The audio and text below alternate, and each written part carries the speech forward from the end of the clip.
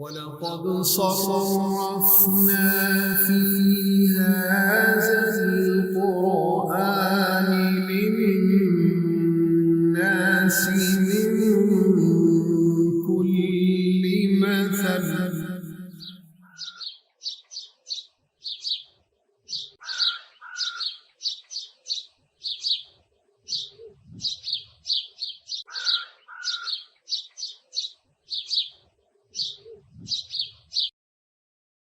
بسم اللہ الرحمن الرحیم واللیل اذا یغشی والنہار اذا تجلی وما خلق الذکر والانثى ان سعیکم لشتى فَأَمَّا مَنْ أَعْطَى وَاتَّقَى وَصَدَّقَ بِالْحُسْنَى فَسَنُيَسِّرُهُ لِلْيُسْرَى وَأَمَّا مَنْ بَخِلَ وَاسْتَغْنَى وَكَذَّبَ بِالْحُسْنَى فَسَنُيَسِّرُهُ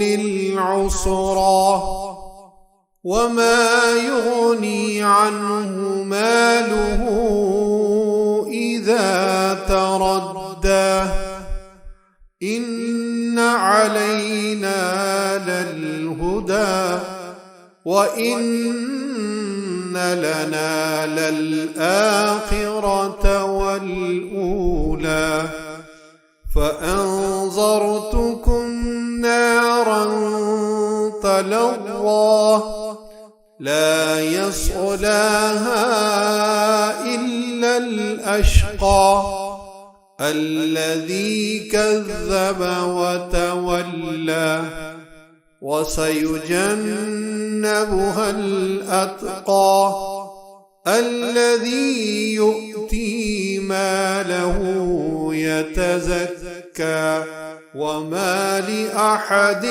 عِندَهُ مِن نِّعْمَةٍ تُجْزَى إِلَّا ابْتِغَاءَ وَجْهِ رَبِّهِ الْأَعْلَى وَلَسَوْفَ يَرْضَى الحمد للہ رب العالمین والصلاة والسلام علی سید الانبیاء والمرسلین وعلی آلہ واصحابہ اجمعین اما بعد معزز مکرم خواتین و حضرات، سورۃ اللیل کی تلاوت آپ نے قبلہ قاری صاحب کی زبان سے سماعت فرمائی۔ سب سے پہلے ہم اس کا ترجمہ بیان کریں گے، پھر اس کی مختصر سی تفسیر بیان ہوگی۔ اللہ کریم جل شانہ فرما رہا ہے، قسم ہے رات کی جب وہ چھا جائے، اور قسم ہے دن کی جب اس کا اجالا پھیل جائے، اور قسم ہے اس ذات کی جس نے نر اور مادہ کو پیدا کیا، کہ تم لوگوں کی کوششیں الگ الگ قسم کی ہیں۔ اب جس کسی نے اللہ کے راستے میں مال دیا اور تقوی اختیار کیا اور اچھی بات کو دل سے مانا، تو ہم اس کے لیے کامیابی کی منزل تک پہنچنا آسان بنا دیں گے۔ رہا وہ شخص جس نے بخل سے کام لیا اور بے نیازی اختیار کی اور سب سے اچھی بات کو جھٹلایا، تو ہم اس کو تکلیف دہ منزل تک پہنچنے کی تیاری کرا دیں گے۔ اور جب ایسا شخص تباہی کے گڑھے میں گرے گا تو اس کا مال اس کے کچھ کام نہیں آئے گا۔ بلا شبہ راستہ بتلا دینا ہمارے ذمہ ہے، اور بلا شبہ آخرت اور دنیا دونوں ہمارے قبضے میں ہیں۔ بس میں نے تمہیں ایک بھڑکتی ہوئی آگ سے خبردار کر دیا ہے۔ اس آگ میں کوئی اور نہیں بلکہ وہی بدبخت داخل ہوگا جس نے حق کو جھٹلایا اور منہ موڑا، اور اس سے سب سے بڑے پرہیزگار شخص کو دور رکھا جائے گا جو اپنا مال نفس کی پاکیزگی کے لیے پیش کرتا ہے حالانکہ اس پر کسی کا کوئی احسان نہیں تھا جس کا بدلہ اس نے دینا ہوتا. وہ تو صرف اپنے پروردگار کی خوشنودی چاہتا ہے جس کی شان سب سے بلند ہے. یہ شخص عنقریب خوش ہو جائے گا. اس صورت کے الفاظ پر اگر آپ نے غور کیا ہو تو اس کے اندر جتنے الفاظ استعمال ہوئے ہیں ان میں سے زیادہ تر الفاظ ایسے ہیں جو اردو زبان میں بھی استعمال ہوتے ہیں. اللہ تعالیٰ نے اردو زبان کو یہ اعزاز بخشا ہے کہ اس کے میکسیمم الفاظ عربی کے ساتھ کامن ہیں، یا ان کا جو روٹ ورڈ ہوتا ہے، جو مادہ ہوتا ہے، وہ عربی اور اردو کے درمیان کافی حد تک کامن اور ساجھا ہوتا ہے. اس صورت میں آپ نے لیل کا لفظ پڑھا. اب لیل اردو میں بھی استعمال ہوتا ہے. نہار کا لفظ پڑھا، یہ بھی اردو میں استعمال ہوتا ہے. لیل و نہار اردو میں کہا جاتا ہے. غشی کا لفظ اس صورت میں گزرا ہے. غش یون، غشا، یہ چھا جانے کو کہتے ہیں. آدمی کو جب بے ہوشی ہوتی ہے تو اس کو بھی غشی اس لیے کہا جاتا ہے کہ اس کے دماغ کے اوپر کوئی، برین کے اوپر کوئی چیز چھا جاتی، وہ ہوش میں نہیں رہتا. جلوہ، تجلا، یہ جلوے سے بنا ہے، یہ اردو اور عربی میں کامن لفظ ہے. خلق، پیدا کرنا، یہ بھی اردو میں استعمال ہوتا ہے. الذکر والانثی، یہ مذکر اور مؤنث، یہ وہی لفظ ہیں جو اردو میں استعمال ہوتے ہیں، وہاں ذکر اور انثی کا لفظ بولا گیا ہے. سعی، کوشش کو کہتے ہیں، دوڑنے کو کہتے ہیں. سعی لا حاصل اردو میں بھی بولا جاتا ہے. سعی مشکور اردو میں بھی بولا جاتا ہے. عطا، کسی کو دینا، یہ بھی اردو میں بولا جاتا ہے اور اس صورت میں یہ لفظ استعمال ہوا ہے. تقوی اردو میں بولا جاتا ہے. تصدیق، حسن، بخل، استغنا، کذب، ہدایت، آخرت، شقی، اجتناب، تزکیہ، نعمت، اعلیٰ اور رضا. میں اب آخر پہ آ کے جلدی کر گیا ہوں کیونکہ آپ بات میری کو سمجھ چکے ہیں کہ میں آپ کو روٹ ورڈ سمجھانے کی کوشش کر رہا ہوں. یہ سارے وہ الفاظ جو میں نے جلدی سے گن دیے ہیں یہ اس صورت میں استعمال ہوئے ہیں، عربی میں استعمال ہوئے ہیں، اور یہ سارے کے سارے اسی معنی میں اردو میں بھی مستعمل ہیں، استعمال ہوتے ہیں جس معنی میں عربی زبان کے اندر اس صورت میں یہ الفاظ استعمال ہوئے. یہاں تک تو اس صورت کے ترجمے اور الفاظ کی بحث تھی. آگے اس صورت کا مضمون بیان ہوتا ہے کہ اس صورت کے اندر ہے کیا، اور سورۃ الشمس سے آگے سورۃ الشمس کے مضمون کو چلایا کیسے گیا. اس صورت میں اللہ تعالیٰ نے دن رات، مرد اور عورت پیدا کرنے والے کی قسم اٹھا کر، دن کو پیدا کرنے والے کی، رات کو پیدا کرنے والے کی، مرد کو پیدا کرنے والے کی، عورت کو پیدا کرنے والی ہستی کی قسم اٹھا کر انسان کے ایک نفسیاتی مسئلے کو حل کیا ہے اور اسے ایکسپلین کیا ہے. وہ نفسیاتی مسئلہ کیا ہے کہ انسان کی دلچسپیاں مختلف ہوتی ہیں. ان سعیکم لشتیٰ، لوگوں تمہاری کوششیں، سعی، یہ شتیٰ اس کا معنی ہوتا ہے مختلف. ایک کی دوسرے سے ڈفرینٹ ہے، دوسرے کی تیسرے سے ڈفرینٹ ہے، تیسرے کی چوتھے سے ڈفرینٹ ہے. آپ کو اپنا مزاج ہے، طبیعت ہے، فکر ہے، اپنی پریفرنگ ہے، اپنی ترجیحات ہیں، اپنی ضروریات ہیں، اپنا موڈ ہے. یہ بہت سارے فیکٹرز ہیں جو انسان کے رویے کو متعین کرتے ہیں. نفسیات کے ماہرین اس بات کو آرام سے سمجھ گئے ہوں گے کہ انسان کے اندر جو قوت محرکہ ہے جس کی بنا پر انسان اس دنیا کے اندر ایک ریس میں لگا ہوا ہے. ایک کونے میں سارے انسان بیٹھ کیوں نہیں جاتے؟ ایک ہی جاب پہ سارے لگ کیوں نہیں جاتے؟ اس کی کیا وجہ ہے؟ قوت محرکہ ایسی ہے جو انسان کو دوڑائے ہوئے ہے. وہ کیا ہے؟ وہ انسان کے دو رویے ہیں. اس صورت کے اندر ان دو رویوں کو بخل اور سخاوت کے ساتھ تعبیر کیا گیا. اس کی ریفلیکشنز بہت ساری صورتوں میں سامنے آ سکتی ہے. اچھا اور برا، نیک اور بد، اچھی سوچ اور بری سوچ. اچھی سوچ بھی قوت محرکہ ہے، بری سوچ بھی قوت محرکہ ہے. اچھی سوچ کی ایک مثال اس صورت میں سخاوت سے دی گئی ہے، اور بری سوچ کی ایک مثال اس صورت میں بخل سے دی گئی. اور جو بندہ تقوی اختیار کرتا ہے تو اس کو سخاوت کے ساتھ ریلیٹ کیا گیا. جس شخص کی سوچ کی بنیاد شرافت پر ہے وہ سخاوت کی راہ پہ چلے گا. جس کی سوچ کی بنیاد نفس پرستی پر ہے، جس کا ذکر تزکیہ نفس کے حوالے سے سورۃ الشمس میں گزر چکا ہے، یہی اس کے ساتھ اس کا ریلیشن اور کانٹیکٹ ہے، ربط اس کو بولتے ہیں. جو شخص سخاوت پر اپنی سوچ کی بیس رکھتا ہے وہ راہ سخاوت پر چلتا ہے. شرافت سخاوت تک لے جاتی ہے، اور ہوائے نفس یہ انسان کو بخل کی طرف لے جاتی ہے. یہ دونوں رویے ہیں جن کے اوپر انسان کی پوری زندگی گھوم رہی ہے، اور اس کے مختلف ریفلیکشنز اور انعکاس انسان اپنے رویوں سے ظاہر کرتا ہے.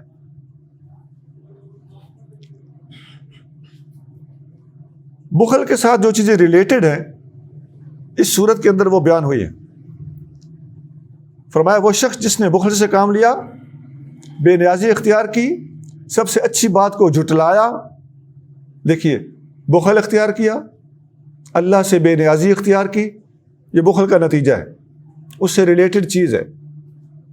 اچھی بات کو جھٹلایا، یہ اسی بخل کی وجہ سے ہے. تو فرمایا ہم اس کو تکلیف دہ منزل تک پہنچنے کی تیاری کرا دیں گے. آن دی ادر ہینڈ سخی آدمی، اس کے بارے میں فرمایا کہ سخاوت کا تعلق فرمایا تقوی کے ساتھ ہے. اس نے اچھی بات کو مانا اور کامیاب ہوا. اللہ تعالیٰ نے سخاوت کے ساتھ تقوی کا لفظ بولا، اللہ تعالیٰ نے سخاوت کے ساتھ تقوی اور اس کے ساتھ اچھی بات کو ماننا یہ لفظ استعمال فرمایا، اور پھر کامیاب ہوا ایسا شخص یہ لفظ استعمال فرمایا.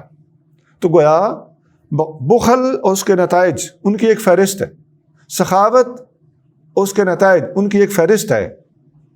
یہ دو متضاد چیزیں ہیں جن کو اللہ تعالیٰ نے اس صورت میں بیان فرمایا. نبی کریم صلی اللہ علیہ وسلم اللہ کریم سے دعا مانگا کرتے تھے. صحیح بخاری میں حدیث نمبر 6370 ہے. آپ صلی اللہ علیہ وآلہ وسلم نے اللہ سے دعا فرمائی، اور بار بار دعا فرمانا یہ حدیث میں آتا ہے. آپ یہ دعا بعض صحابہ کو نماز میں پڑھنے کے لیے بھی سکھاتے تھے. یہ جب ہم اتحیات بیٹھتے ہیں اور درود شریف پڑھ چکتے ہیں تو درود شریف پڑھنے کے بعد جو دعا پڑھی جاتی ہے، آپ جانتے ہیں کچھ لوگ رب اجعلنی مقیم الصلاۃ آخر تک یہ دعا پڑھتے ہیں، کچھ لوگ ربنا آتنا فی الدنیا حسنۃ وفی الآخرۃ حسنۃ وقنا عذاب النار یہ دعا پڑھتے ہیں. کئی اور دعائیں منقول ہیں، اور نبی کریم صلی اللہ علیہ وسلم نے یہ دعا بھی سکھائی ہے، اللہم انی اعوذ بک من الہم والحزن واعوذ بک من العجز والکسل واعوذ بک من البخل والجبن واعوذ بک من غلبۃ الدین وقہر الرجال. تو اس کے اندر جو ایک سینٹنس ہے، اللہم انی اعوذ بک من البخل، اللہ میں تیری پناہ میں آتا ہوں بخل سے. تو یہ پوری دعا جو میں نے پڑھی ہے، ایک ضمناً بات کہہ دیتا ہوں، یہ اس صحابی کو نبی کریم صلی اللہ علیہ وسلم نے سکھائی تھی جس کے مالی حالات اچھے نہیں تھے. تو حضور نے ان کو مالی حالات کے لیے جب یہ دعا سکھائی تو انہوں نے چند دن یہ دعا نماز میں جب پڑھی تو ان کے مالی حالات بہت اچھے ہو گئے. تو آپ حضرات بھی چاہیں تو یہ دعا یاد کر سکتے ہیں. اے اللہ میں تیری پناہ میں آتا ہوں غم سے اور حزن سے، عجز سے اور سستی سے، بخل سے اور بزدلی سے، قرض کے غلبے سے اور لوگوں کے میرے اوپر چڑھ نکلنے سے کہ لوگ آپ پر غلبہ پا جائیں. تو یہ ساری کی ساری دعا بڑی زبردست ہے. اس کے الفاظ پہ ذرا غور کریں تو شاید ہر بندہ محسوس کرے کہ یہ دعا میری ضرورت ہے. تو میں ریپیٹ کر دیتا ہوں. یہ حدیث بخاری شریف میں حدیث نمبر 6370 ہے، 6370. حضرت ابوبکر صدیق رضی اللہ تعالیٰ عنہ فرماتے ہیں کہ ایو داء ادوأ من البخل، بخل سے بڑی کوئی بیماری نہیں. بخیلی گویا سب سے بڑی بیماری ہے. یہ حدیث صدیق اکبر کا یہ قول یہ بھی بخاری شریف میں ہے اور حدیث کا نمبر ہے 4383 4383. اور یہ شرافت پسندی اور نفس پسندی یہ دو ایسی متضاد چیزیں ہیں کہ انسان انہی دو کی بنا پر ہر قدم اٹھاتا ہے. اللہ کریم جل شانہ دوسری جگہ پر قرآن شریف میں ارشاد فرماتا ہے، یعنی اس کی وضاحت قرآن کے اندر ایک اور مقام پر ملتی ہے. اللہ کریم نے فرمایا وَمَن يُرِدْ ثَوَابَ الدُّنْيَا نُؤْتِهِ مِنْهَا وَمَن يُرِدْ ثَوَابَ الْآخِرَةِ نُؤْتِهِ مِنْهَا. جو دنیا کے اندر دنیاوی خواہشات کو پورا کرنے کی کوشش کرے گا اور اس کے لیے کوششیں کرے گا تو اس کو دنیا کی حد تک مل جائے گا، اور جو آخرت کا ارادہ کرے گا تو ہم اسے آخرت کا اجر اس کی نیت کے مطابق عطا کر دیں گے. یہ سورۃ آل عمران ہے، اس کی آیت نمبر 145 ہے، 145.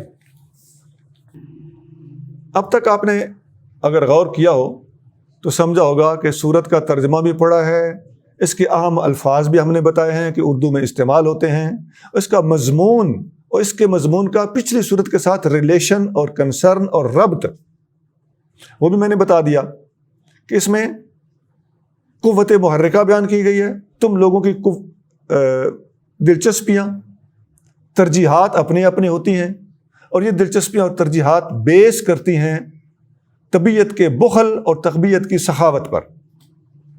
تو آگے پھر تمہاری زندگی کے دھارے تم لوگ اپنے رویوں کی وجہ سے متعین کر لیتے ہو.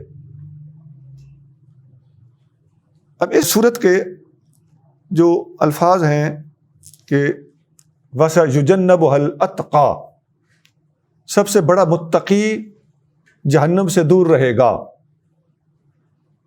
ویسے تو ہر متقی جہنم سے دور رہے گا اور ہر غیر متقی کو جہنم میں گرنے کی تھریٹ ہے، اندیشہ ہے، خدشہ ہے.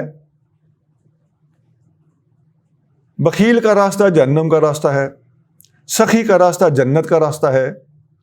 لیکن ان الفاظ جن میں متقی کا ذکر کیا گیا ہے کہ سب سے بڑا متقی جہنم کے قریب بھی نہیں جائے گا، یہاں مراد ابوبکر صدیق ہیں. یعنی پرٹیکولرلی جس ہستی کے معاملے میں یہ الفاظ نازل ہوئے تھے. باقی اس کے الفاظ کے عموم میں بہت لوگ اور آئیں گے، لیکن انیشیلی جس شخصیت کے لیے یہ آیتیں نازل ہوئی تھیں وہ سیدنا ابوبکر صدیق. تو یہاں سیدنا ابوبکر صدیق رضی اللہ تعالیٰ عنہ کی شان میں لکھی جانے والی کتابوں میں کثرت سے یہ آیت ملتی ہے، وَسَيُجَنَّبُهَا الْأَتْقَى. حضرت عامر بن عبداللہ بن زبیر رضی اللہ تعالیٰ عنہ فرماتے ہیں، یہ عبداللہ بن زبیر کون ہیں؟ سیدنا ابوبکر صدیق کے نواسے ہیں، اور ان کے آگے بیٹے ہیں عامر رضی اللہ تعالیٰ عنہ، تابعی ہیں. یہ فرماتے ہیں ان ابی ہے، اپنے والد سے روایت کرتے ہوئے، قال ابو قحافہ ابی بکر، ابو بکر صدیق کو ان کے والد حضرت ابو قحافہ رضی اللہ تعالیٰ عنہ نے ایک دن کہا، اراکا توتق رقابا ضعافا، میں دیکھتا ہوں کہ آپ غریب غلاموں کو خرید کر آزاد کرتے ہو. فلو انک اذ فعلت ما فعلت اعتقت رجالا جلدا، اگر آپ نے یہ کرنا ہی ہے تو پھر مضبوط لوگوں کو آزاد کرو، کمزوروں کو پکڑ کے آزاد نہ کرو، تگڑے لوگوں کو آزاد کرو. یمنعونک ویقومون دونک، تاکہ وہ آپ کا دفاع کریں اور آپ کی خاطر کسی کے ساتھ الجھنا پڑ جائے، لڑنا پڑ جائے تو آپ کو ڈیفینڈ کر سکیں. اب یہ بات خالص اسی ذہن کی تھی کہ لوگ جو ہیں وہ اللہ تعالیٰ قرآن شریف میں ارشاد فرماتا ہے نا، لا تمنن تستکثر، کثرت کو حاصل کرنے کے لیے کسی پر احسان اس نیت سے نہ کریں. لیکن صدیق اکبر رضی اللہ تعالیٰ عنہ کی جو سوچ تھی وہ سخاوت کی سوچ تھی. ان کے والد گرامی اس وقت مسلمان نہیں ہوئے تھے، بعد میں وہ بھی مسلمان ہو گئے. تو اس دور میں انہوں نے یہ الفاظ بولے کہ آپ بہت لوگوں کو آزاد کرتے ہو. صدیق اکبر رضی اللہ تعالیٰ عنہ بلال حبشی جیسے اور اس طرح کے 7-8 غلاموں کو آپ نے انیشلی اسلام کی ابتدائی سٹیج پر آزاد کیا تھا. اور یہ اسلام کی بہت بڑی سپورٹ تھی، بڑی خدمت تھی جو انہوں نے اس زمانے میں سر انجام دی تھی. مالی اور جانی خدمات میں صدیق اکبر پوری دنیا میں سب سے آگے رہے. تو والد گرامی اس وقت ان کو کہہ رہے تھے کہ آپ تگڑے لوگوں کو آزاد کریں تاکہ کبھی کسی موقع پر آپ کو ضرورت پڑے تو یہ آپ کا ساتھ دے سکیں. فقال ابو بکر صدیق نے جواب دیا، یا ابت انی ارید لما نزلت هذه الآیات فیہ، میرے والد گرامی میں اس چیز کا ارادہ رکھتا ہوں جس کے بارے میں یہ آیتیں نازل ہوئیں. آگے پھر سورۃ اللیل کی آیتیں آپ نے تلاوت فرمائیں. فَأَمَّا مَنْ آتَى وَاتَّقَى وَصَدَّقَ بِالْحُسْنَى فَسَنُيَسِّرُهُ لِلْيُسْرَى، یہ آیتیں آپ نے پڑھی. آگے چلتے گئے، وَمَا لِأَحَدٍ عِندَهُ مِن نِعْمَةٍ تُجْزَىٰ إِلَّا ابْتِغَاءَ وَجْهِ رَبِّهِ الْأَعْلَىٰ وَلَسَوْفَ يَرْضَىٰ، یہاں تک صدیق اکبر نے ساری آیتیں پڑھ دی. میرا یہ مشن ہے، اس لیے میں نے امیر غریب نہیں دیکھنا، میں نے مجبور دیکھنا ہے، میں نے کمزور تگڑا نہیں دیکھنا، میں نے ضرورت مند دیکھنا ہے. اسی طرح کی ایک اور حدیث ہے، حضرت ابو ہریرہ رضی اللہ تعالیٰ عنہ روایت کرتے ہیں، ان النبی صلی اللہ علیہ وسلم قال من انفق الزوجین فی سبیل اللہ، جس شخص نے بھی اللہ تعالیٰ کی راہ میں ڈبل خرچ کیا تو دعا ہو خزنۃ الجنت، قیامت کے دن جنت کے خازن اسے آواز دیں گے، کل خزنۃ بابن، ہر جو جنت کا خازن ہوگا اپنے اپنے دروازے پہ ہوں گے تو ہر دروازے والا بلائے گا، آپ ادھر سے آئیں، آپ ادھر سے آئیں. یہ سخیوں کی بات ہو رہی. تو اے فلو حلما، ادھر سے آؤ، ادھر سے آؤ. قال ابو بکر یا رسول اللہ، نبی کریم صلی اللہ علیہ وسلم جب فرمایا کہ سخیوں کو جنت کے ہر دروازے سے بلایا جائے گا کہ آپ کے لیے کوئی دروازہ بند نہیں، ہر دروازے میں آنے کی آپ کو اجازت ہے، تو ابو بکر صدیق نے عرض کیا یا رسول اللہ ذاک الذی لا طوا علیہ، یہ تو وہ بندہ ہے جس کو پھر موج ہی موج ہے. تو فقال النبی صلی اللہ علیہ وسلم، نبی کریم صلی اللہ علیہ وسلم نے فرمایا انی لارجو ان تکون منہم، ابو بکر صدیق مجھے قوی امید ہے کہ آپ ان میں سے ہو جن کو ہر دروازے سے بلایا جائے گا. اس سے ملتی جلتی ایک اور حدیث بھی ہے کہ نمازیوں کو نماز کے دروازے سے جنتی، روزے داروں کو روزے کے دروازے سے، اور زکوٰۃ دینے والوں کو زکوٰۃ کے دروازے سے بلایا جائے گا. اور بعض لوگ ہوں گے جن کو ہر دروازے سے بلایا جائے گا. تو حضور نے فرمایا ابو بکر صدیق مجھے امید ہے کہ تم وہ شخص ہو جسے ہر دروازے سے بلایا جائے. تو یہ حدیث بھی اس سے ملتی جلتی ہے، تقریباً اس کا 100% مضمون وہی ہے، سینٹرل آئیڈیا وہی ہے. اس پر تمام مفسرین کا اتفاق اور اجماع ہے کہ اس صورت کے اندر وَسَيُجَنَّبُهَا الْأَتْقَى کا جو لفظ استعمال ہوا ہے کہ سب سے بڑا متقی جہنم کے قریب بھی نہیں جائے گا، تو اس میں سب سے بڑے متقی سے مراد سیدنا ابو بکر صدیق رضی اللہ تعالیٰ عنہ ہیں۔ حضرت حسان بن ثابت رضی اللہ تعالیٰ عنہ فرماتے ہیں، یہ ان کا کلام ہے، یہ نبی کریم صلی اللہ علیہ وآلہ وسلم کی فرمائش پر انہوں نے پڑھا تھا کہ کیا تم نے ابو بکر کی شان میں کچھ لکھا ہے؟ تو انہوں نے عرض کیا جی حضور میں نے لکھا ہے۔ وہ لمبا کلام ہے، اس میں آپ کو تھوڑا سا سنانے لگا۔ حضرت حسان بن ثابت کا یہ کلام ابن ابی شیبہ، حدیث کی اچھی کتاب ہے، بخاری شریف سے سینئر کتاب ہے، امام بخاری کے استادوں کی بلکہ دادا استاد کی کتاب، اس کا والیوم نمبر 8 ہے، صفحہ نمبر 448۔ یہاں یہ حدیث ہے، اس کے اندر یہ شعر لکھے ہوئے ہیں حسان بن ثابت رضی اللہ تعالیٰ عنہ کے، اذا تذکرت شجوا من اخی ثقۃ فاذکر اخاک ابا بکر بما فعل۔ جب تم ارباب وفا کی داستان غم چھیڑو تو اپنے بھائی ابو بکر کو ضرور یاد رکھنا، اس نے کیا کر کے دکھا دیا۔ خیر البریت اتقاہا و اعدلہا، وہ نبیوں کے بعد تمام انسانوں سے افضل ترین انسان ہے، سب سے بڑا متقی ہے، سب سے بڑا عادل ہے، سب سے بڑا متقی، یہ وہ الفاظ ہیں جو آپ کو اس وقت دکھانا مقصود تھے۔ الا النبی واوفاہا بما حملا، ہاں اس امت میں نبی کریم صلی اللہ علیہ وسلم کا مقام ان سے ضرور اونچا ہے، باقی کسی کا مقام ابو بکر سے اونچا نہیں ہے، اور جو ذمہ داری اس کے کندھوں پہ ڈالی جاتی ہے اس کو نبھا کے دکھانا جانتا ہے۔ تو گویا صدیق اکبر نے اپنی خلافت کا بوجھ اٹھایا ہے، خود اٹھایا ہے، اور پوری امت کا بوجھ حضور کے بعد اٹھایا ہے، اور زبردست طریقے سے اٹھایا ہے، پوری امت کا بوجھ۔ صحابہ کرام آپ کی شان میں عجیب عجیب الفاظ استعمال کرتے ہیں۔ بے ابی فاروق اعظم کہتے ہیں میرے ماں باپ قربان ہو، لولاک لہلکنا، اگر تم نہ ہوتے تو ہم ہلاک ہو جاتے۔ یہ آگے بھی شعر کافی ہیں، میں یہ شعر یہاں پہ مختصر کر رہا ہوں۔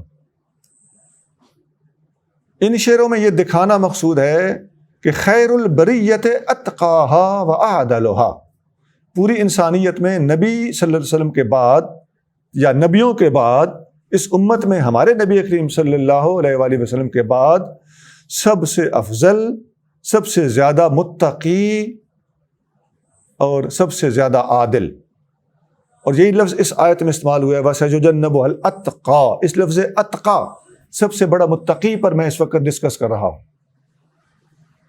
امام فخر الدین رازی رحمۃ اللہ علیہ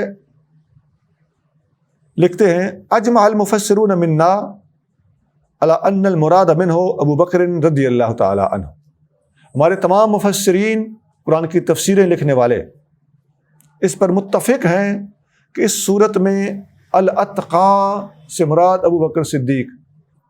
یہ امام فخر الدین رازی نے تفسیر کبیر کے والیوم نمبر 11 اور صفحہ نمبر 187 پر عبارت لکھی۔ علامہ جلال الدین سیوطی رحمۃ اللہ علیہ آپ لکھتے ہیں کہ الاتقا کا لفظ صدیق اکبر رضی اللہ تعالیٰ عنہ کے بارے میں خاص ہے، اور عربی گرامر کے قاعدے کے لحاظ سے کوئی دوسرا اس میں شامل نہیں ہو سکتا۔ یہ ورڈنگ اس کانٹیکسٹ میں استعمال ہوئے ہیں کہ عربی کی گرامر صدیق اکبر کے سوا کسی پہ ان الفاظ کو فٹ نہیں جانے دیتی۔ نحوی قاعدہ اس کو کہتے ہیں، عربی گرامر میں بول رہا ہوں آپ کو سمجھانے کے لیے۔ اور یہ بات علامہ سیوطی نے اپنی کتاب الاتقان جلد اول صفحہ 30 پر لکھی، اور یہی ہستی علامہ سیوطی رحمۃ اللہ علیہ اپنی کتاب الحاوی للفتاوی کے پہلی جلد صفحہ نمبر 314 پر لکھتے ہیں قد تواردت خلائق من المفسرین لا یحصون علی انہا نزلت فی ابی بکر، طبق در طبق اور باری باری، ون بائی ون، توارد کے ساتھ تمام مفسرین کی خلائق نے جن کا احاطہ اور شمار اور گنتی ممکن نہیں، لا یحصون، ان کا احصاء ممکن نہیں، ان سب نے بول بول کر اس بات کی گواہی دی ہے کہ اس آیت کا تعلق ابو بکر صدیق سے۔ اب جب اتقا کا تعلق ابو بکر صدیق سے کنفرم ہو گیا، اس پر بڑے بڑے شخصیات کی گواہیاں اور شہادتیں مل گئیں، حضرت حسان بن ثابت کے اشعار مل گئے، اور نبی کریم صلی اللہ علیہ وسلم کے سامنے ان کا یہ شعر پڑھنا خود ثابت کر گیا کہ گویا حضور کریم صلی اللہ علیہ وسلم کی یہ ریکمینڈڈ بات ہے۔ تو اب اس سے اگلا سٹیپ ہمارا یہ بنتا ہے کہ اتقا کی ڈیٹیل اور اس کے تقاضے کیا ہیں۔ پہلی بات تو یہ ہے کہ متقی ہونے کے لیے جب بھی بندہ کوئی، ہم کہتے ہیں نا بڑا نیک آدمی ہے، فلاں بندہ اللہ کا ولی ہے، تو متقی ہی اللہ کا ولی ہوتا ہے۔ جس میں تقوی نہیں ہے وہ اللہ کا ولی نہیں ہے۔ اللہ تعالیٰ قرآن شریف میں ارشاد فرماتا ہے ان اولیاءہ الا المتقون، اللہ کے ولی وہی ہیں جو متقی ہیں۔ تو پتہ چل گیا کہ متقی اللہ کا ولی ہوتا ہے۔ ایک حدیث طبرانی میں موجود ہے، اس کے پہلے وہ جو طبرانی اوسط ہے اس کی 2 جلدیں ہیں، پہلے والیوم کا صفحہ نمبر 115 ہے۔ نبی کریم صلی اللہ علیہ وآلہ وسلم سے پوچھا گیا یا رسول اللہ من آل محمد، اے محبوب محمد کی آل کون ہے صلی اللہ علیہ وآلہ وسلم؟ آپ صلی اللہ علیہ وسلم نے فرمایا کل تقی، ہر متقی آل محمد ہے۔ پھر حضور صلی اللہ علیہ وسلم نے آگے یہ آیت بھی پڑھی کہ قرآن کی آیت پڑھ لو، ان اولیاءہ الا المتقون، اللہ کے ولی وہی ہوتے ہیں جو متقی ہوتے ہیں۔ تو یہ قرآن کی آیت، یہ حدیث 100% بات کو کلیئر کر رہی ہے، علمی طور پر، دلیل کے طور پر۔ یہ بات پایہ تحقیق کو پہنچی ہوئی ہے کہ ہر متقی شخص نبی کریم صلی اللہ علیہ وآلہ وسلم کی آل ہے، اور نبی کریم صلی اللہ علیہ وسلم نے اپنی آل میں پوری امت کے متقی لوگوں کو شامل کر کے اپنی طرف سے سخاوت کی حد کر دی۔ یا آقا صلی اللہ علیہ وسلم کی عظمت کا منہ بولتا ثبوت ہے کہ حضور کی آل میں ہر متقی کو شامل کیا جائے۔ تو ایک نقطہ یہ سامنے آیا کہ جب سب سے بڑے متقی ابو بکر ہیں تو متقی ولی ہوتا ہے، تو سب سے بڑا متقی سب سے بڑا ولی ہوا۔ ابو بکر صدیق اس امت میں سب سے بڑے ولی ہیں اور اس امت میں سب سے پہلے ولی۔ امام شعرانی رحمۃ اللہ علیہ نے الیواقیت والجواہر میں لکھا ہے کہ افضل الاولیاء المحمدیین ابو بکر ثم عمر ثم عثمان ثم علی، محمدی امت کے اولیاء میں سب سے افضل ابو بکر ہیں، پھر عمر ہیں، پھر عثمان ہیں، پھر علی ہیں۔ افضل الاولیاء، یہ الفاظ۔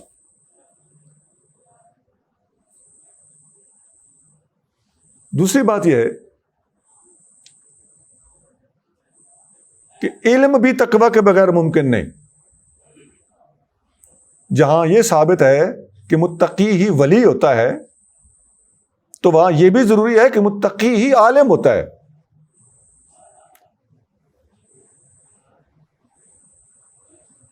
علم کے بغیر تقوی نہیں ہوتا۔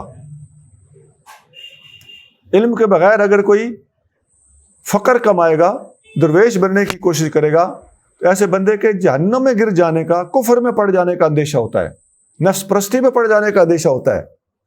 سلطان باہو علیہ رحمت فرماتے ہیں علم و باج جے فقر کماوے تے کافر مرے دیوانہ ہو۔ نبی کریم صلی اللہ علیہ وآلہ وسلم کا ارشاد گرامی بخاری شریف میں ہے انا اعلمہم باللہ واشدہم لہ خشیۃ، میں سب لوگوں سے زیادہ اللہ کو جانتا ہوں، لہذا میں سب لوگوں سے زیادہ اللہ سے ڈرتا ہوں۔ پتہ چل گیا کہ اللہ کو جاننا اور اللہ کے بارے میں علم کا ہونا، اس کی بنا پر ہی تقویٰ ہوتا ہے۔ تو جب اس امت میں سب سے بڑا متقی ہے، پتہ چل گیا کہ اس کے پاس اس امت میں سب سے زیادہ علم ہے۔ اس علم کی بنا پر جس طرح حضور پوری کائنات سے زیادہ اللہ سے ڈرتے ہیں، اسی طرح اس امت میں ابو بکر صدیق پوری امت سے زیادہ اللہ سے ڈرتے ہیں اور متقی ہیں۔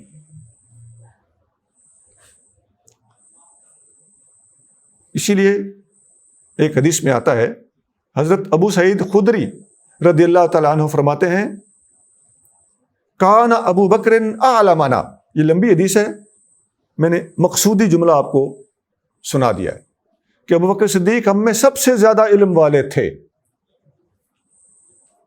اور یہ بخاری کی حدیث نمبر 466 ہے، 466۔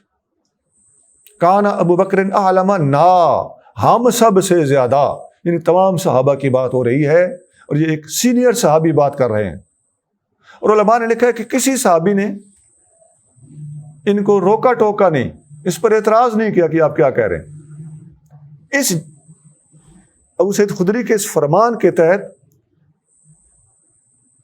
علامہ بدر الدین عینی نے بخاری کی شرح عمدۃ القاری میں، ابن بطال نے، ابن رجب نے اور دیگر علماء نے لکھا ہے کہ اس پر کسی صحابی کا اعتراض نہ کرنا صحابہ کرام کے اتفاق کو شو کر رہا ہے، ثابت کر رہا ہے۔ گویا پوری امت کا اجماع ہے، صحابہ کرام کا اجماع ہے کہ ابو بکر صدیق نہ صرف افضل ہیں بلکہ ابو بکر صدیق اس امت میں سب سے بڑے عالم بھی ہیں۔ یہ ہم اس دور کی بڑی بڑی کتابوں میں بھی دکھا سکتے ہیں، اور ایسے ایسے لوگوں کی کتابوں میں بھی دکھا سکتے ہیں جو بڑے اس موضوع پر سینسیٹیو ہیں۔ انہوں نے بھی یہ بات تسلیم کیے بغیر کوئی چارہ محسوس نہیں کیا۔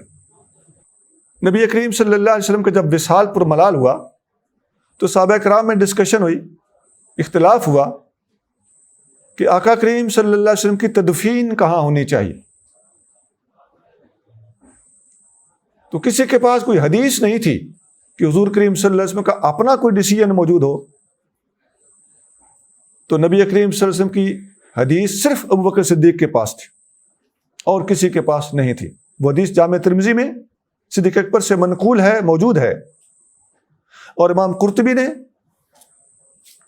وما محمد الا رسول قد خلت من قبلہ الرسل، اس آیت کے تحت یہ حدیث وہاں بھی نقل کرتے ہوئے ایک خوبصورت جملہ لکھا ہے۔ امام قرطبی رحمۃ اللہ علیہ نے لکھا ہے، حتی قال العالم الاکبر، صحابہ کرام آپس میں پوچھ گچھ کر رہے تھے کہ حضور کریم صلی اللہ علیہ وسلم کی تدفین کہاں ہونی چاہیے، حتیٰ کہ عالم اکبر بولا کہ میں نے سمعتہ یقولو، میں نے اسی محبوب کو فرماتے ہوئے سنا ہے کہ نبی جہاں پر وفات پاتے ہیں وہیں پر دفن ہوتے ہیں۔ تو یہاں امام قرطبی نے عالم اکبر کہا ہے، یہ بڑا بھاری لفظ ہے۔ اس کی بے شمار مثالیں ہیں، آخر ہم نے مضمون کو وائنڈ اپ کرنا ہے، ورنہ میں آپ کو اتنی زیادہ مثالیں اس موضوع پر، اتنی زیادہ دلائل دے سکتا ہوں کہ آپ حیران رہ جائیں۔ صدیق اکبر اس امت میں سب سے بڑے، صرف افضل نہیں، سب سے بڑے عالم، سب سے بڑے متقی، سب سے بڑے ولی ہیں۔ ساری چیزیں لفظ اتقا سے ثابت ہیں، پڑھا لکھا بندہ ایمانداری سے غور کر لے۔ صدیق اکبر رضی اللہ تعالیٰ عنہ کے سب سے بڑا عالم ہونے کے بے شمار ثبوت ہیں۔ صدیق اکبر اس امت میں خوابوں کی تعبیر کے سب سے بڑے ماہر ہیں۔ صدیق اکبر اس امت میں اور نبی کریم صلی اللہ علیہ وسلم کے زمانے میں حضور کے مقدس خاندان کو اوپر تک سب سے زیادہ جاننے والے ہیں، علم الانساب کے سب سے بڑے ماہر ہیں۔ الگ الگ کتابوں میں اس کے ان باتوں کے ریفرنسز موجود ہیں۔ اب دیکھیے، خوابوں کا علم روحانی علم ہے کہ نہیں؟ صدیق اکبر سب سے آگے ہیں، اور نبی کریم صلی اللہ علیہ وآلہ وسلم کے نسب کا علم، یہ کوئی معمولی علم نہیں ہے، یہ تیرے میرے نسب کی بات نہیں ہو رہی، حضور کے نسب کی بات ہے، اور پورے قریش کے نسب کو بھی آپ جب سب سے زیادہ جانتے تھے۔ نبی کریم صلی اللہ علیہ وسلم حسان بن ثابت کو فرمایا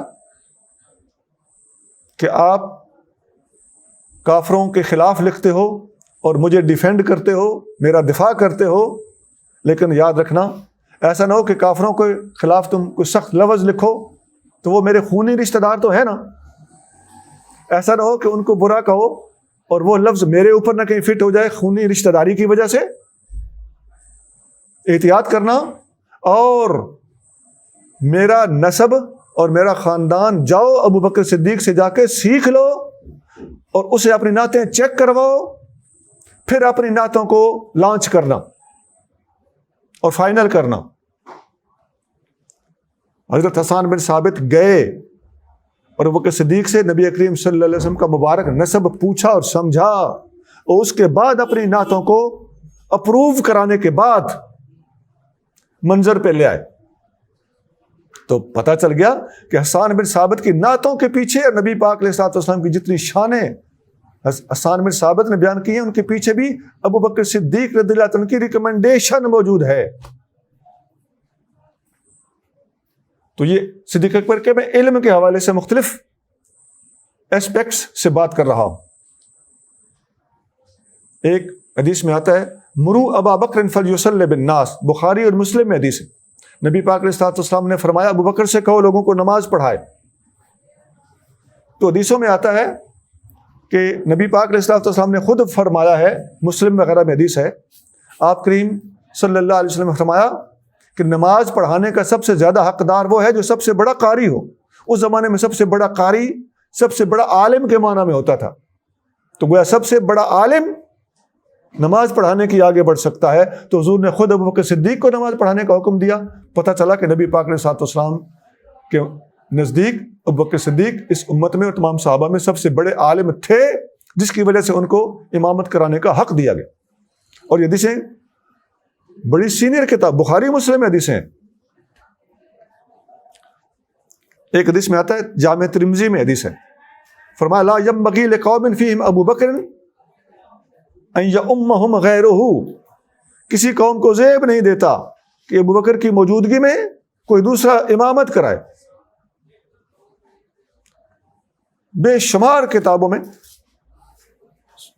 عزیزان گرامی، فقہ کی کتابوں میں، حدیث کی شروع میں، فتاوی جات کی کتابوں میں جہاں امامت کی بحث ملتی ہے، میں آپ کو چیپٹر بتا رہا ہوں، جائیں ٹریس آؤٹ کریں، ڈھونڈیں، جہاں امامت کی بحث ملتی ہے کہ امامت کا سب سے بڑا حقدار کون ہے، تو علماء نے لکھا ہے کہ سب سے بڑا عالم سب سے زیادہ حقدار ہے۔ تو اس کی دلیل کیا ہے؟ تفصیلی کتابوں میں سے ہر کتاب میں لکھا ہوا ہے، اس کی دلیل یہ ہے کہ نبی کریم صلی اللہ علیہ وسلم نے ابو بکر صدیق کو امامت کے لیے آگے کیا تھا۔ یہ بات اب میں نے جو اس ماخذ تک پہنچنے کا سورس ذریعہ بتایا ہے، اب آپ کو وہاں تک پہنچنا بالکل آسان ہے۔ شاید ہی کوئی گھر ایسا ہو اور لائبریری تو ہو ہی نہیں سکتا جس میں ان گنت کتابیں موجود نہ ہوں جن کے اندر صدیق اکبر کا عالم ہونا، سب سے بڑا عالم ہونا مینشنڈ نہ ہو۔ میں نے جگہ بتا دی کہاں یہ عبارت اویلیبل ہوگی۔ اور تو اور آج کوئی مفتی ہمارے پاکستان میں فتاوی شامی سے آگے پیچھے نہیں ہوتا، الا ماشاء اللہ، جس کتاب کو رد المختار کہا جاتا ہے، علامہ سید ابن عابدین شامی رحمۃ اللہ علیہ کی لکھی ہوئی کتاب ہے۔ احناف کا بہت بڑا ذخیرہ علمی ہے۔ آج ہر مفتی کا تقریباً اس کتاب کے اوپر دار و مدار ہے۔ اس فتاوی کی جلد نمبر 5 صفحہ 552 پر لکھا ہوا ہے، میراث کے چیپٹر میں ابن عابدین فرماتے ہیں، وہ ایک خاص موضوع ہے جس پر ڈسکس کرتے ہوئے آپ فرماتے ہیں، وہ دادے کے حصے مینشن کرتے ہوئے فرماتے ہیں کہ ابو بکر صدیق کی تحقیق ہے، ہوا افضل الصحابۃ و اعلمہم، ابو بکر صدیق کے فیصلے کو معمولی نہ سمجھو، کیونکہ یہ تمام صحابہ میں افضل بھی ہیں اور تمام صحابہ میں سب سے زیادہ علم والے بھی۔ تو ایسی ایسی کتابوں میں جن کے بغیر ہم ایک قدم نہیں آگے چلتے، بڑی صراحت کے ساتھ علماء نے یہ باتیں لکھی ہوئی۔ اس سورت کے آخری الفاظ ہیں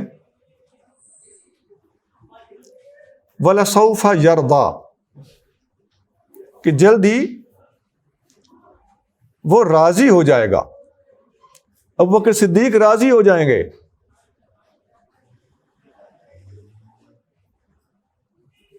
اب آگے ایک سورت آ رہی ہے، سورت والضحیٰ، اس کے اندر الفاظ ہیں وَلَسَوْفَ يُعْطِيكَ رَبُّكَ فَتَرْضَىٰ،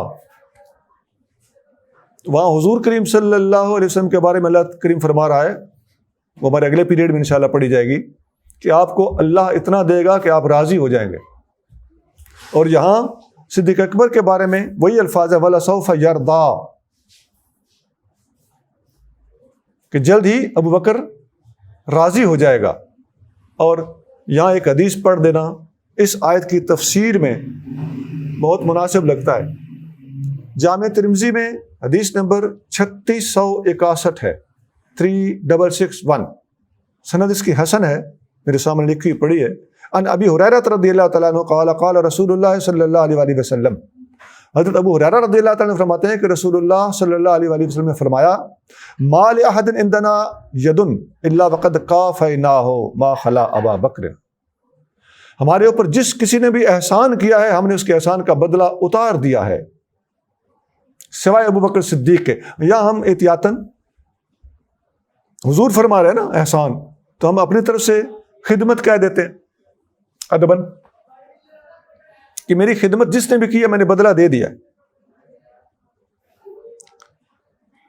سوائے ابو بکر صدیق کے۔ فإن له عندنا یدن، ابو بکر کا میرے اوپر ایسا احسان ہے، وہ خدمت ہے، یکافئہ اللہ بہ یوم القیامت، اللہ تعالیٰ اس کا بدلہ قیامت کے دن دے گا۔ وہ جو قرآن کہتا ہے کہ وَلَسَوْفَ يَرْضَىٰ، جلد ہی ابو بکر راضی ہو جائے گا، حدیث میں حضور کریم صلی اللہ علیہ وسلم یہ الفاظ اس طرح استعمال فرما رہے ہیں کہ اللہ تعالیٰ ابو بکر کی خدمات کا بدلہ قیامت کے دن دے گا۔ میں نے دنیا میں ہر ایک کا بدلہ دیا ہے، ابو بکر کا بدلہ نہیں دیا۔ کیوں؟ میں چاہتا ہوں کہ میں اس کو اپنے رب سے دلواؤں۔ حضور کے پاس کوئی کمی نہیں تھی، لیکن اللہ سے دلوانے کے لیے اس کو مؤخر کر دینا، یہ بھی ایک علیحدہ جداگانہ ٹھاٹھ رکھتا ہے۔ آگے فرمایا، وما نفعنی مال احد قط ما نفعنی مال ابی بکر، مجھے ہرگز، قط کا من ہوتا ہے اٹال، کسی کے مال نے اتنا فائدہ نہیں دیا جتنا فائدہ ابو بکر صدیق کے مال نے دیا۔ وَلَوْ كُنْتُ مُتَّخِذًا خَلِيلًا لَاتَّخَذْتُ أَبَا بَكْرٍ خَلِيلًا، اگر میں کسی کو خلیل بناتا، تنہائی کا یار بناتا تو ابو بکر صدیق کو بناتا۔ الا وَإِنَّ صَاحِبَكُمْ خَلِيلُ اللَّهِ، خبردار لوگو، تمہارا صاحب، تمہارا نبی صلی اللہ علیہ وسلم اللہ کا خلیل ہے، یعنی میں اللہ کی جگہ پہ ابو بکر کو نہیں رکھ سکتا، ورنہ مجھے ابو بکر کے برابر اللہ سے نیچے نیچے دنیا کا کوئی بندہ نہیں ہے۔ صدیق اکبر کی شان کے حوالے سے آخر میں نے جو باتیں کی ہیں ان میں لفظ اتقا پر آپ نے غور کرنا ہے کہ سب سے بڑا متقی ثابت ہوا صدیق اکبر سب سے افضل ہے، اور ولی ہمیشہ متقی ہوتے ہیں، اور سب سے بڑا متقی سب سے بڑا ولی ہے، اور تقوی علم کے بغیر ممکن نہیں ہوتا، تو سب سے بڑا متقی سب سے بڑا عالم ہے۔ امام اہل سنت شاہ احمد رضا خان بریلوی رحمۃ اللہ علیہ نے اس پر پوری کتاب لکھی، اس ایک لفظ پر، الاتقا کے لفظ پر پوری کتاب لکھی ہے، وہ فتاوی رضیہ میں موجود ہے، الزلال الانقا من بحر سبقت الاتقا، نتھرا ہوا پانی اتقا کے آگے نکل جانے والے سمندر میں سے۔ یہ میں ٹرانسلیٹ کر رہا ہوں اوکھا سوکھا ہو کر، عربی کے الفاظ ہیں، تو سبقت کے سمندر میں سے نتھرا ہوا پانی، سبقت مانا ہوتا ہے ٹو لیڈ، آگے نکل جانا، تو صدیق اکبر کی لیڈ اتقا کے لفظ سے ہی اعلیٰ حضرت رحمۃ اللہ علیہ نے افضل ہونا بھی ثابت کیا ہے، عالم ہونا بھی ثابت کیا ہے، اور سب سے بڑا ولی ہونا بھی ثابت کیا۔ اور اس سے آگے حضور کریم صلی اللہ علیہ وسلم جو حدیث بیان کی ہے آیت کی تفسیر میں کہ وَلَسَوْفَ يَرْضَىٰ، جلد ہی ابو بکر صدیق کو راضی کیا جائے گا۔ یہ صدیق اکبر کی عظمتوں کی انتہائیں ہیں۔ پوری صورت کے اندر جو ہم نے پڑھی ہے، اس صورت میں آپ نے دیکھا میں نے 4 چیزیں ٹوٹل بیان کی۔ یہ پوری صورت کا میں آپ کو اسکیچ اینڈ پہ دینے لگا۔ سب سے پہلے میں نے اس کا ترجمہ کیا ہے، اس کے بعد میں نے اس کے اہم الفاظ اور ان کا اردو کے ساتھ ریلیشن آپ کے سامنے رکھا ہے۔ نمبر 3، سورت کا مضمون کہ انسان کی قوت محرکہ کیا ہے، یہ یا شرافت ہے یا نفس پرستی ہے، اس کی بنا پر انسانیت کے اندر اور دنیا کے اندر ہلچل ہے، ایک ریس لگی ہوئی ہے۔ اور چوتھی چیز ہے شان صدیق اکبر، اور شان صدیق اکبر کے حوالے سے میں نے کافی سارے پوائنٹس آپ کے سامنے رکھے ہیں۔ صدیق اکبر رضی اللہ عنہ کی شان، صدیق اکبر رضی اللہ عنہ کی افضلیت، عالمیت، ولایت، اور صدیق اکبر کو قیامت کے دن اللہ کی طرف سے اجر ملنا اور ان کو بدلہ دیا جانا اللہ کی طرف سے، اور ان کے بدلے کو قیامت تک کے لیے مؤخر کیا جانا۔ سبحان ربک رب العزت عما یصفون وسلام علی المرسلین والحمد للہ رب العالمین۔